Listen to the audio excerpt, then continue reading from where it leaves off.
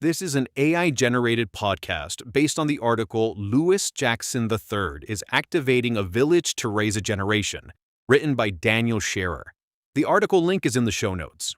Hey, welcome back to Kingdom Factor Collective. I'm your host, Daniel Sharrer, and today I'm sitting down with Lewis Jackson III, the founder of The Village, Indiana, a mentoring organization built around a really simple but powerful idea. It takes a village to raise a child. Lewis, welcome to the show.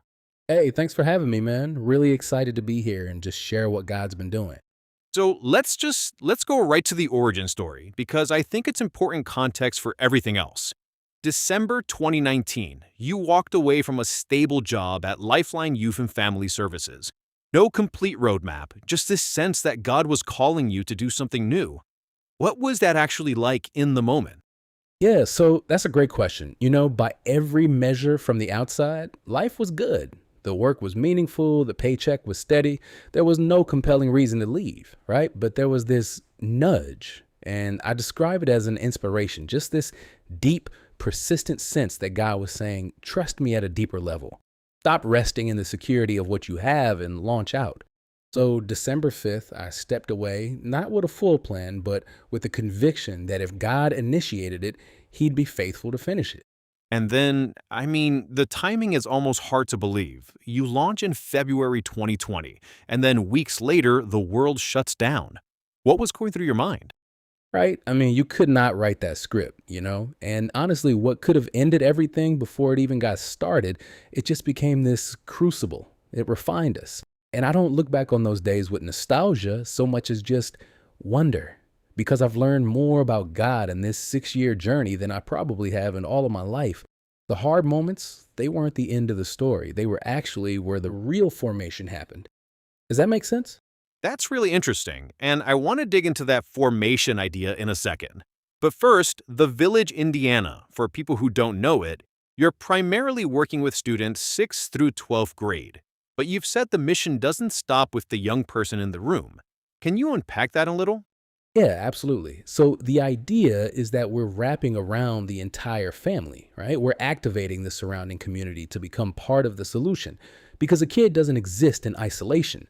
And at the heart of everything we do is just genuine human connection. And here's what I think is countercultural about it. We're so AI driven, technology driven, social media driven, which was supposed to get us closer together, but is actually, in my opinion, driven us further apart. We don't actually have that real humanity toward one another anymore. Yeah, I feel that. It's like we're technically connected to everyone and genuinely connected to no one. Exactly. And so our most powerful curriculum, it's not a program or a workbook, it's just, can we help people truly see each other? Because if they can see each other, it's very hard to be divided when you understand that the other person is just like you. They're going through issues just like you are. That's the whole thing, man. I love that. Okay, so let's talk about the operational side of running a faith-driven organization, because I think this is where a lot of leaders get tripped up. How does faith actually shape the financial and day-to-day decisions at the village? Completely. There's no version of this organization that exists without daily dependence on God for direction. Prayer for us isn't something that bookends the real work, it is the work.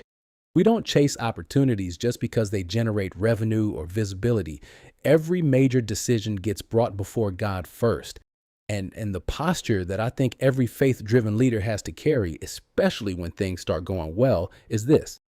Whatever gift God has given you that you were able to build a business around, remember, you're only stewarding his gift. It's not yours. That reframing that's significant, because that changes how you show up on both ends, right? It guards against pride when things are going well, and it guards against despair when they're not. That's exactly it, yeah. And you need both of those guardrails because the journey has both of those moments. The highs can inflate you just as quickly as the lows can bury you if you're not anchored to something bigger than yourself. So, for the person listening right now who's earlier in that journey, maybe they're still wrestling with whether to take the leap, or they're in that hard middle stretch, or the breakthrough feels distant, what do you actually say to them? I'd say don't get too high and don't go too low. Just trust God and he will take care of everything. Know that he is the one that started you on the journey and he will finish you. And look, I know that sounds simple, but simple is not the same as easy, especially when the bank account is thin and the stability you walked away from starts looking really good in hindsight. I've been there.